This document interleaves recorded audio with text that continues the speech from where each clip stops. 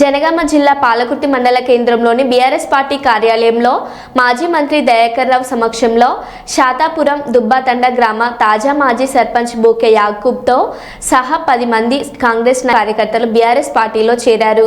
వారందరికీ పార్టీ కండువలు కప్పి పార్టీలోకి ఆహ్వానించిన మాజీ మంత్రి ఎర్రబెల్లి దయాకర్ రావు వచ్చే స్థానిక సంస్థల ఎన్నికల్లో కలిసికట్టుగా పనిచేసి పార్టీ అభ్యర్థులను గెలిపించాలని కోరారు.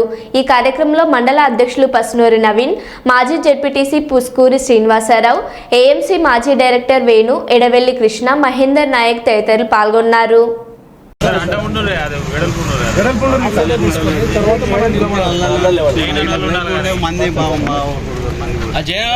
పక్క పక్కన